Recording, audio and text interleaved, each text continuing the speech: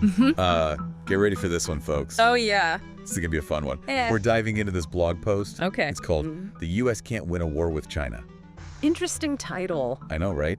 And it's from this website called Vox Populi. Vox Populi. I've heard of that one. Yeah. Have you been there? I have, yeah. It's visually a bit of a trip. Yeah. Lots going on there. Oh, something else. Yeah, very opinionated, for sure. Very much so. Oh. And it's run by this guy named Vox Day. Vox Day, okay. Yeah. So this post, Right. buried in this post, Okay. is a really, really thought-provoking take on Okay. trade wars that I kind of wanted to unpack with you. Sounds good. I'm interested to hear this. All right, so Yeah. the usual take on trade wars, Right. even from like the Chinese foreign ministry, is that they're bad news for everyone. Makes sense. Nobody wins. Yeah, they're not really good for anybody. Right.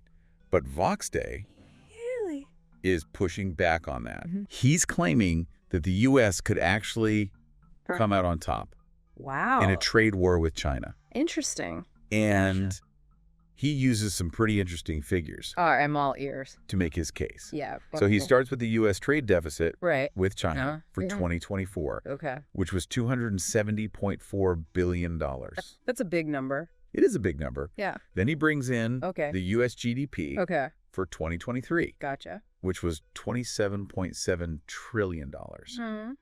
Okay. So this is where it gets a little, technical. but stick with me here. All right. All right, so he uses the Fast. formula for GDP, Right. specifically the part Okay. that deals with exports and imports. Okay. It's often represented as XM. X minus M. Yeah, I'm familiar with that. You know that one. Yeah. Okay, so the idea is Right. because the U.S. imports more from Russia. China than it exports, that part of the GDP equation. Is negative. It is, yeah. Right. Yeah. So Yeah. Vox Day argues Mm-hmm.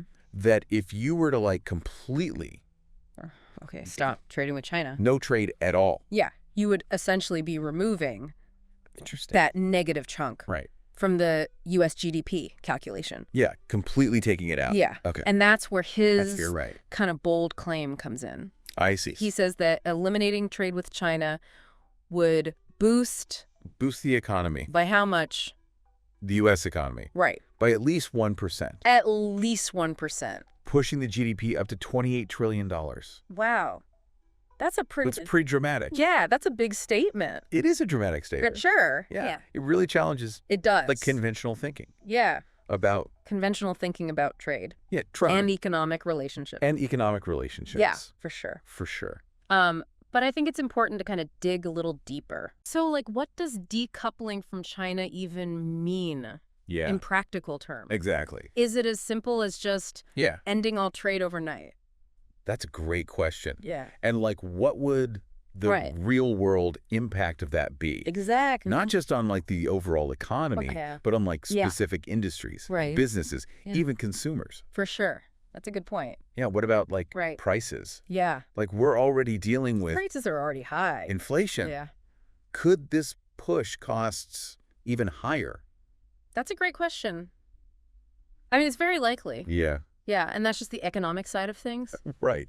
What about, like... Geopolitical implications. Yeah, exactly. Like China is Huge player on the world stage. a major player on the Yeah. world stage. A sudden economic freeze could Yeah. escalate tensions, Yeah. lead to... Unpredictable consequences. Who knows what would happen? Who knows? Yeah. It makes Vox Day's proposition seem Yeah. like using a sledgehammer Yeah. to crack a nut. It really does. There's got to be a more nuanced way Right. to address the trade imbalance. Yeah, there's got to be a better way I think so. to approach this Yeah, a little more carefully maybe. than just cutting off all trade. Yeah, perhaps.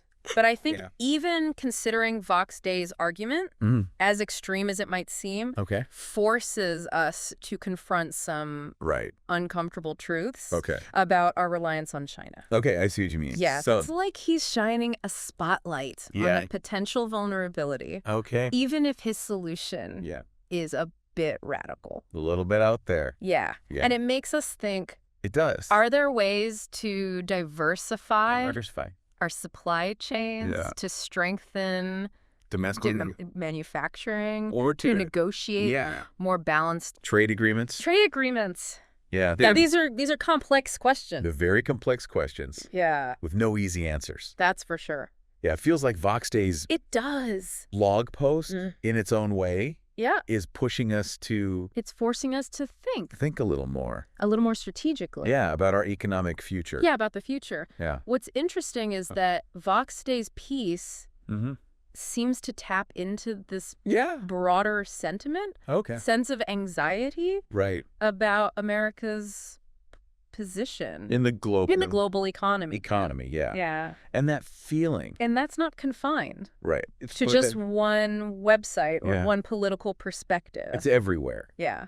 There's a growing concern, There is. particularly as China's economy continues to grow, Yeah. that we're losing ground. Yeah, that we're falling behind. Yeah. That our prosperity is somehow Right. tied to their rise. That's right. And that's where this conversation, It is this is where it gets interesting. more than just about numbers Right. and trade deficits. Bigger than that. Yeah, it touches on these deeper anxieties Right. about National security, national security, global influence, global influence, competing visions for the future. competing visions for the future. Exactly. This makes you wonder, It does. Is there a way is there a way to to reconcile reconcile these anxieties, anxiety? to find a path forward Yeah, to find a path. that addresses these The very real challenges challenges of the U.S.-China economic relationship of the U.S.-China relationship. without resorting to like With that drastic measures, drastic measures. like cutting off all trade. Right. Yeah. Yeah.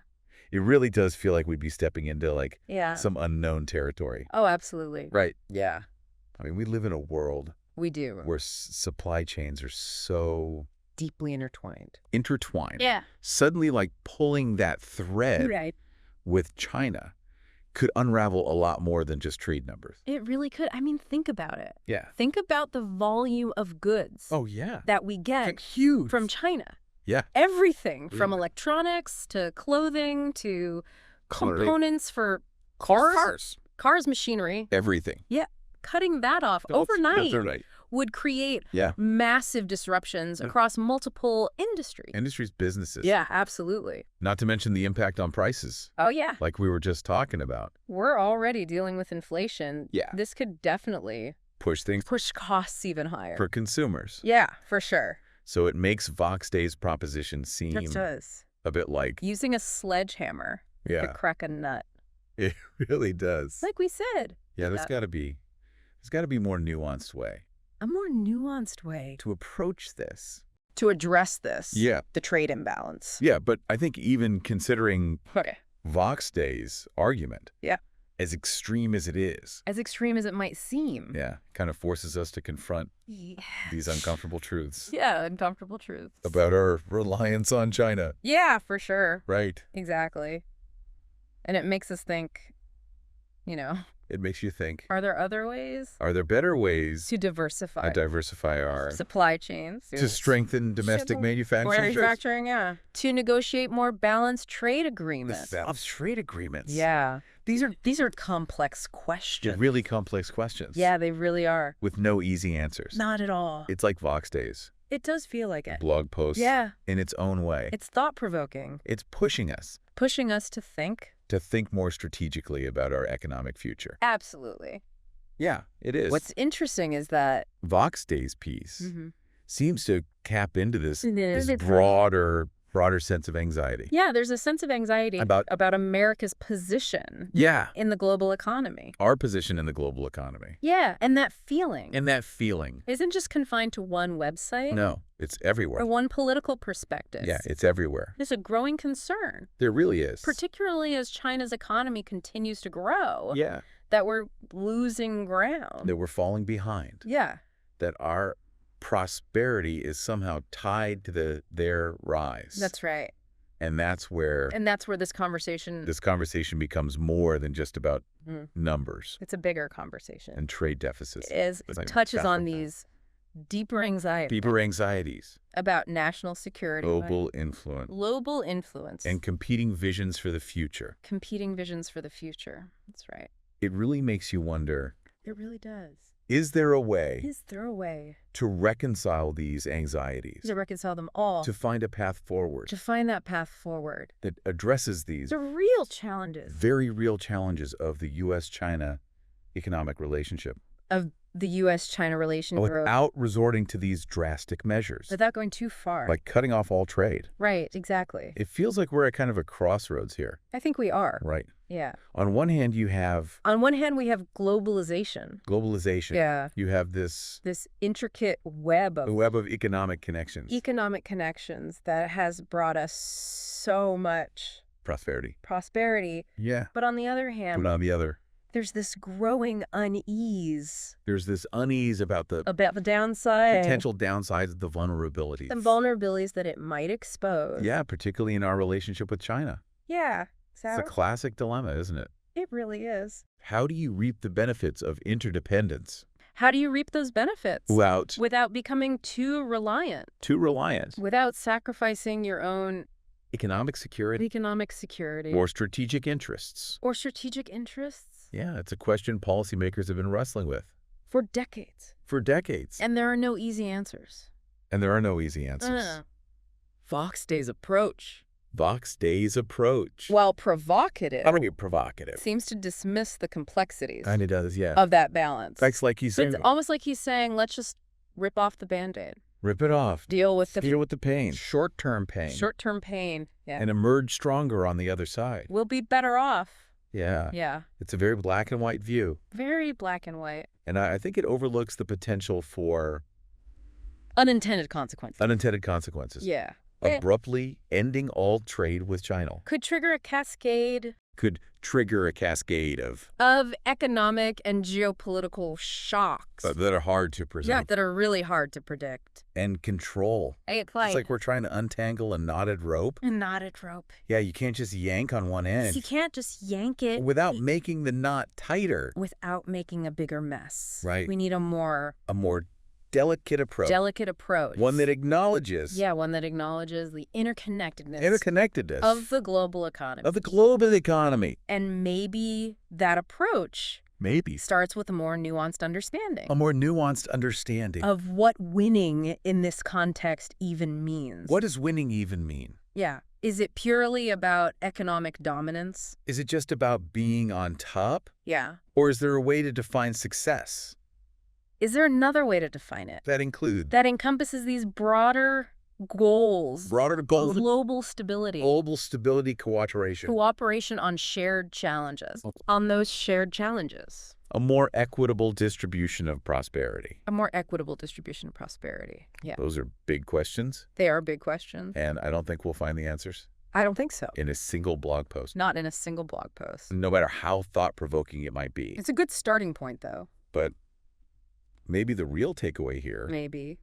is that we need to keep We need to keep asking those questions. asking these And questions, keep having this debate. to keep engaging in this debate, Challenge our assumptions. challenge our own assumptions And biases. and biases. Absolutely. Because ultimately, the U.S.-China economic relationship It's a big one. is too important, Too important. too complex to be reduced to simplistic solutions or zero-sum calculations. these are some calculations. It's more complicated than that. It requires Critical thinking. a level of Critical thinking. a willingness to consider A willingness to consider multiple perspectives. Different perspectives. and a commitment And a commitment. to finding And finding common ground. even amidst Even when we disagree. disagreements. Yeah. So as we wrap up this deep dive, So we're all up.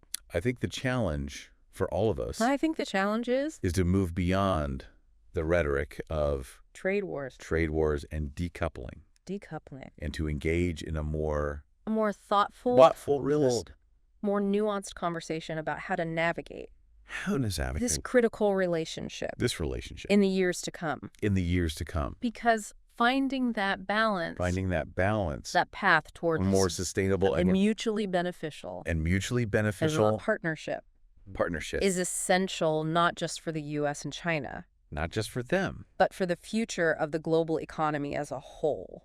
for everyone. Yeah.